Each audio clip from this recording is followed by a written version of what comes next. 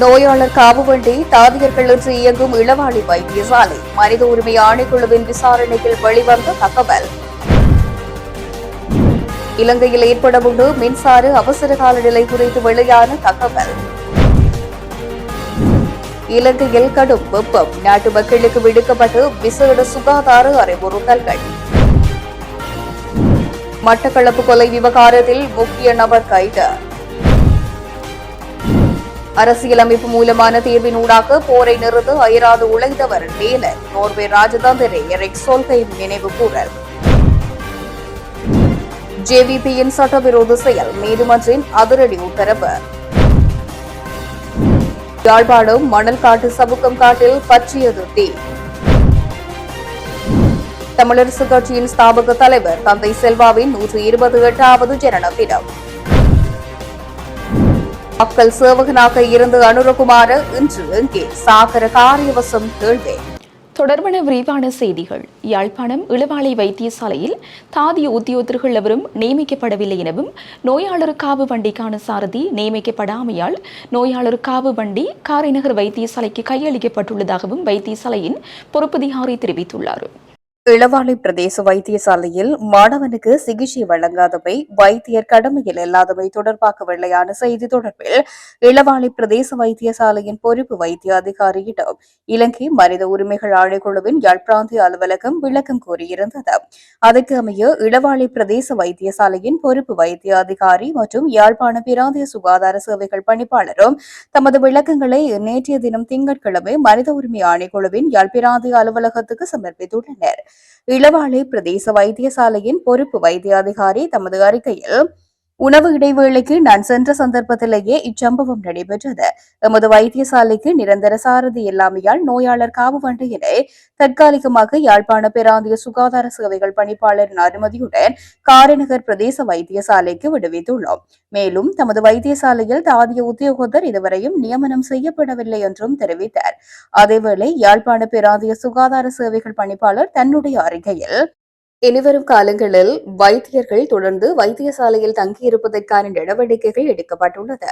இளவாலை பிரதேச வைத்தியசாலைக்கு தற்போது மீண்டும் 28ஆம் திகதி நோயாளர் காவு வண்டி ஒன்று விடுவிக்கப்பட்டுள்ளது. இவ்வைத்தியசாலைக்கு தாதிய உத்தியோகத்தருக்கான அங்கீகரிக்கப்பட்ட ஆளணி இதுவரை இல்லாத காரணத்தினால் முகாமைத்துவ ஆளணி பிரிவுக்கு இவ்வைத்தியசாலைக்கு தாதிய உத்தியோகத்தர் ஆளணியை உருவாக்குவதற்கான கோரிக்கையை சமர்ப்பித்துள்ளோம் என்றும் தன்னுடைய அறிக்கையில் கூறியுள்ளார். மத்திய கிழக்கில் ஏற்பட்டுள்ள போர் பதற்றத்தால் ஹோர்முஸ் நீரிணை பகுதியளவில் மூடப்பட்டுள்ள போதிலும் இலங்கையில் தற்போதைக்கு தேசிய எரிசக்தி அவசரகால நிலைமையை பிரகடனப்படுத்தும் உடனடி தேவையில்லை என்று எரிசக்தி அமைச்சின் தகவல்கள் தெரிவிக்கின்றன. மத்திய கிழக்கில் நிலவும் போர்ச்சூழலால் உலகளாவிய எரிசக்தி விநியோகத்தில் நிச்சயமற்ற தன்மை காணப்படுகின்றது. இதுகுறித்து எழுப்பப்பட்ட கேள்விகளுக்கு பதிலளித்து எரிசக்தி அமைச்சின் அதிகாரிகள் தற்போதைய நிலையில் அவசர கால நிலையை அறிவிக்க வேண்டிய அவசியம் ஏற்படவில்லை என்று குறிப்பிட்டுள்ளனர். இது தொடர்பாக ஜனாதிபதி செயலகத்தின் ஊடக பேச்சாளர் ஒருவர் கருத்து தெரிவிக்கையில், எதிர்கால பாதிப்புகளை கணிப்பதை விட தற்போதைய நிலையில் எரிசக்தி சேமிப்பிற்கு அரசாங்கம் முன்னுரிமை அளித்து வருகின்றது என்று தெரிவித்ததாக ஆங்கில ஊடகம் ஒன்று செய்தி வெளியிட்டுள்ளது. மத்திய கிழக்கு பதற்றத்தை தொடர்ந்து 2 வாரங்களுக்கு முன்பு அறிமுகப்படுத்தப்பட்ட கட்டுப்பாட்டு நடவடிக்கைகளை தொடர அரசாங்கம் தீர்மானித்துள்ளது. மத்திய கிழக்கு நெருக்கடியை சமாளிக்க இலங்கையை பாதுகாப்போம் எனும் திட்டத்தின் கீழ் பல நடவடிக்கைகள் நடைமுறைப்படுத்தப்பட்டுள்ளன. இதன்படி புதன்கிழமைகளில் அரசாங்க விடுமுறை அறிவிக்கப்பட்டுள்ளது. அத்துடன் அரசாங்க நிறுவனங்கள் தங்களின் எரிபொருள் பயன்பாட்டை 25% வரை குறைக்க அறிவுறுத்தப்பட்டுள்ளன. மேலும் மின்சார பயன்பாடு அதிகமாக இருக்கும் நேரங்களில் பொதுமக்கள் சிக்கனமாக மின்சாரத்தை பயன்படுத்துமாறு கோரப்பட்டுள்ளனர். இதேவேளை ஸ்ரீ ஜெயவர்தனபுரம் மற்றும் பேராதனை உள்ளிட்ட அரசு பல்கலைக்கழகங்களின் கல்வியாளர்கள் ஒரு முக்கிய எச்சரிக்கையை விடுத்துள்ளனர். ஹோர்முஸ் நீரிணை பகுதி நீண்ட காலத்துக்கு மூடப்பட்டிருந்தால் இலங்கையில் உணவுப் பொருட்களின் விலை உயர்வு, உர விநியோக தடை மற்றும் போக்குவரத்து செலவுகள் அதிகரிப்பு போன்ற கடுமையான பாதிப்புகள் ஏற்படக்கூடும் என்றும் அவர்கள் சுட்டிக்காட்டியுள்ளனர். தற்போதைய நிலை குறித்து இலங்கை பெட்ரோலிய கூட்டுத்தாபன அதிகாரிகளிடம் கருத்து பெற மேற்கொள்ளப்பட்ட முயற்சிகள் பலனளிக்கவில்லை என்பது குறிப்பிடத்தக்கது. இலங்கையில் நிலவும் கடும் வெப்பமான காலநிலை காரணமாக பாடசாலைகள் மற்றும் பணியிடங்களில் அன்றாட செயற்பாடுகளில் மாற்றங்களை மேற்கொள்ளுமாறு சுகாதார அதிகாரிகள் அறிவுறுத்தியுள்ளனர். நீரிழப்பு மற்றும் வெப்பத்தாக்கம் போன்ற நோய்கள் ஏற்படும் அபாயம் குறித்து பொது சுகாதார பரிசோதகர் RM சதுன் ரத்நாய்க்கு எச்சரிக்கை விடுத்துள்ளார். சிறுவர்கள், முதியவர்கள் மற்றும் நீண்டகால நோயுள்ளவர்கள் இந்த வெப்பத்தால் எளிதில் பாதிக்கப்படக்கூடிய குழுக்களாக அடையாளம் காணப்பட்டுள்ளனர். இவர்களுக்கு தசைப்பிடிப்பு, தோல் பாதிப்புகள் மற்றும் மயக்கம் போன்ற பாதிப்புகள் ஏற்பட அதிக வாய்ப்புள்ளதனால் அவர்களை பாதுகாப்பதில் கூடுதல் கவனம் செலுத்துமாறு கேட்டுக் கொள்ளப்பட்டுள்ளது.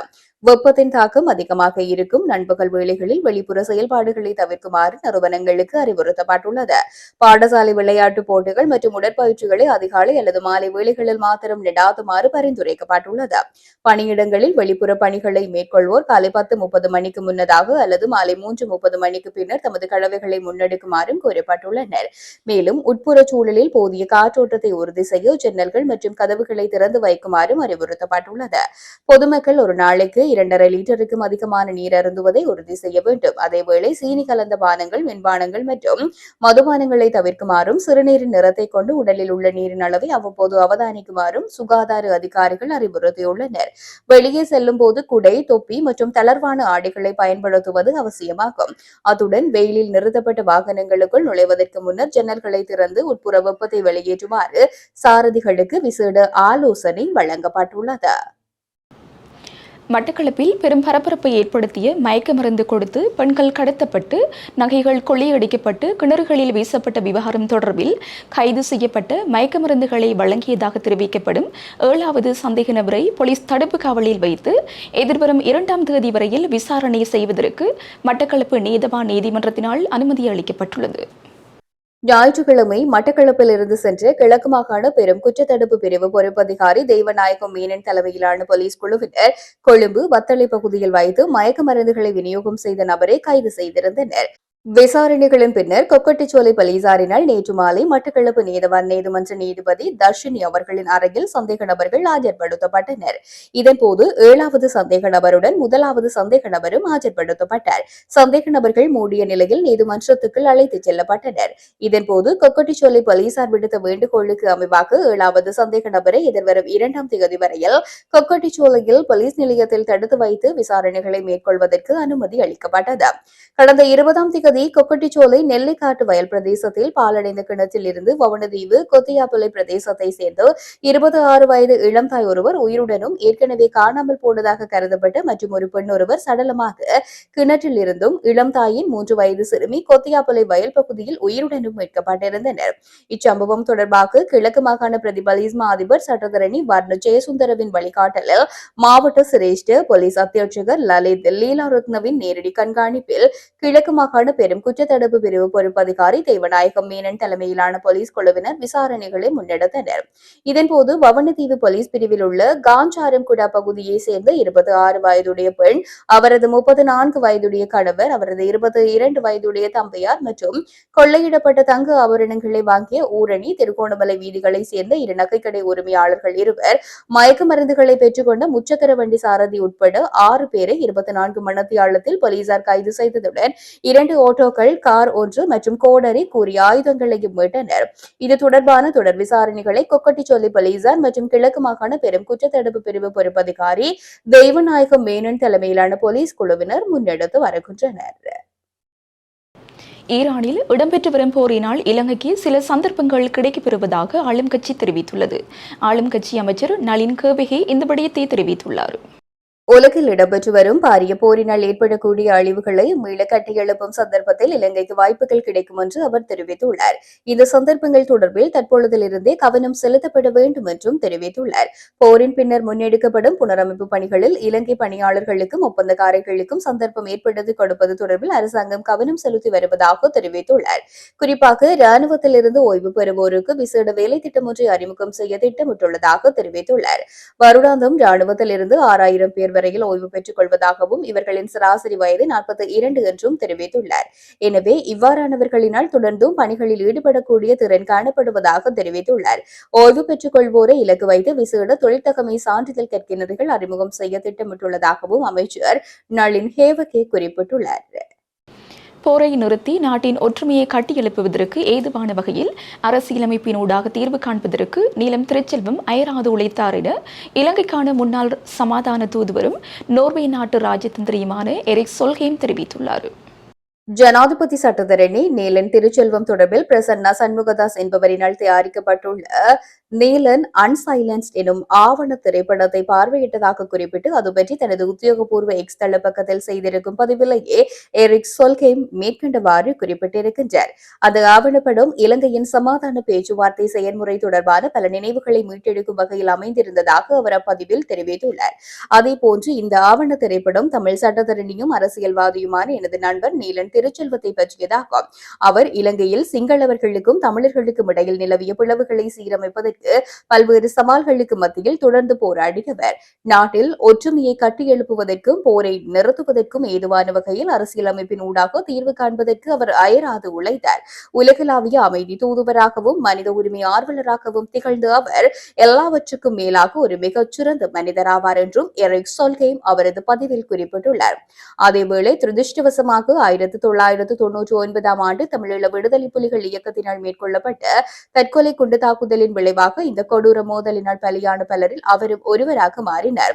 பின்னாளில் சமாதானத்தை ஏற்படுத்துவதை முன்னிறுத்தி பணியாற்றிய விடுதலை புலிகள் இயக்கத்தின் ஆண்டன் பாலசிங்கம் இதுவரை முன்வைக்கப்பட்டவற்றில் நீலனின் அரசியலமைப்பு முன்மொழிவுகளை மிகச்சிறந்தவை என குறிப்பிட்டார் என்றும் அவர் அப்பதிவில் சுட்டிக்காட்டினார்.